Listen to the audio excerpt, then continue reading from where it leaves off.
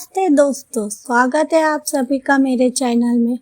आज आपको मैं बताने जा रही हूँ ऋषि परशरा और ऋषि वेदव्यास का जन्म की कहानी के बारे में।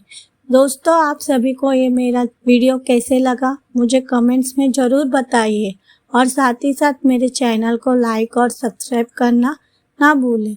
तो शुरुआत करते हैं आज की कहानी ऋषि परशरा और ऋषि वेदव्यास की जन्म की कथा।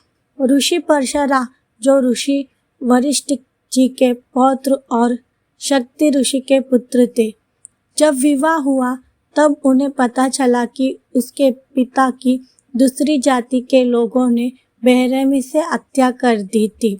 शादी करने के तुरंत बाद उन्होंने साधना करने और आध्यात्मिक शक्ति प्राप्त करने के लिए घर छोड़ने का फैसला किया। उनकी पत्नी ने कहा, अभी हमारी शादी हुई है और आप साधना के लिए घर छोड़ रहे हो, कृपया बच्चे पैदा करने के बाद जाओ। वह नहीं माने और अपनी पत्नी से कहा कि मेरे साधना करने के बाद जो बच्चे पैदा होंगे वह नेक पवित्र होंगे। कुछ समय के बाद मैं अपना वीर एक कौवे के दार भेजूंगा, आप उसे स्वीकार करना। इसके बाद वह घर छोड़कर जंगल में चले गए।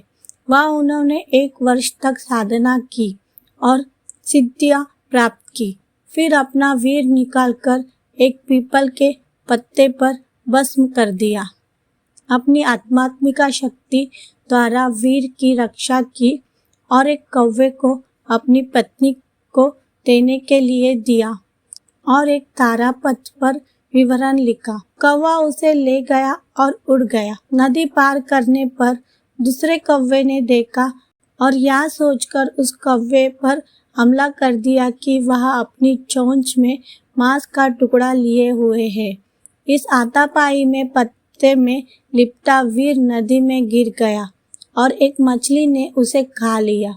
वह गर्भवती हो गई। 9 महीने के बाद एक मछुआरे ने उस गर्भवती मछली को जल में फांस लिया तथा उसके पेट को काट दिया, जिसमें से एक सुंदर बच्ची निकली। उसने उसे अपनी बेटी की तरह पाला, पिता की तरह उसकी देखभाल की। वह लड़की बड़ी हुई। 13 साल की उम्र में वह अपने पिता के लिए भोजन लाती थी और नाव में नदी के दूसरे किनारे पर अंगातु को ले जाने का काम में उनकी मदद करती थी। उसका नाम सत्यवती व मच्छेदारी था, क्योंकि वह एक मछली के पेट से पैदा हुई थी। 14 वर्ष के बाद ऋषि परशरा जी साधना समाप्त कर लौटे। नदी के पास पहुंचकर उसने नाविक को बुलाया और कहा, जल्दी से मुझे नदी के उस पार ले चलो। उस समय नाविक भोजन कर रहा था और बीच में भोजन छोड़ने से अन्य देव का अपमान होता है। नाविक अच्छी तरह जानता था कि साधना करने के बाद इन संतों को आध्यात्मिक शक्ति प्राप्त हो जाती है और यदि वंचित सेवाओं के लिए मना किया जाए तो वो नाराज हो सकते हैं और शाप भी दे सकते हैं और उनका सब कुछ नष्ट कर सकते हैं। इसलिए केवट ने यह जिम्मेदारी अपनी पुत्री मच्छेदारी को सौंप दी। मच्छेदारी भी जागरूक थी। वह ऋषि परशरा जी को नाव में बिठाकर ले गई। वह 13 साल की एक जवान लड़की थी। नदी के मध्य में पहुंचकर ऋषि परशरा जी के मन में मछली से उत्पन्न कन्या की प्राप्ति कुत्सित भाव जागृत हुआ। उसने अपनी इच्छा लड़की के सामने रखी। मच्छेदारी ने अपनी लाज बचाने के लिए ऋषि जी से कहा कि आप ब्राह्मण हैं, मैं शुद्ध हूँ। रोजगुण के प्रभाव से ऋषि जी का बेबस हो गए और नहीं माने। उसने आगे कहा कि उसके शरीर से मछली की दुर्गंध आती है। ऋषि जी ने नदी से जल लेकर कन्या पर छिड़के और अपनी अलौकिक शक्ति से दुर्गंध को समाप्त कर दिया। तब बालिका ने कहा कि ऋषि जी, लोग दोनों तरफ देख रहे हैं, यह शर्मनाक होगा। ऋषि जी ने आकाश में कुछ नदी का पानी फेंका और अपनी अलौकिक शक्ति से चारों ओर धुंध पैदा कर दी।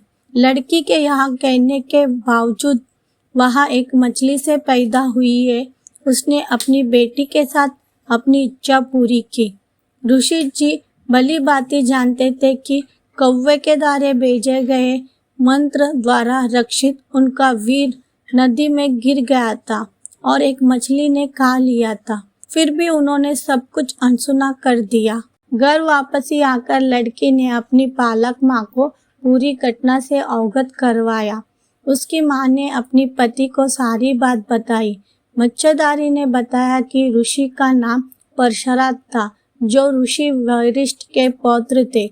समय आने पर उस अविवाहित कन्या ने एक पुत्र को जन्म दिया, जिसका नाम व्यास रखा गया, जो ऋषि व्यास के नाम से प्रसिद्ध हुए। दोस्तों, हम फिर मिलेंगे नई कहानी के साथ। आपको ये वीडियो कैसे लगा मुझे कमेंट्स में ज़रूर बताइए और साथ ही साथ मेरे चैनल को लाइक और सब्सक्राइब करना ना भूलें। Thank you friend.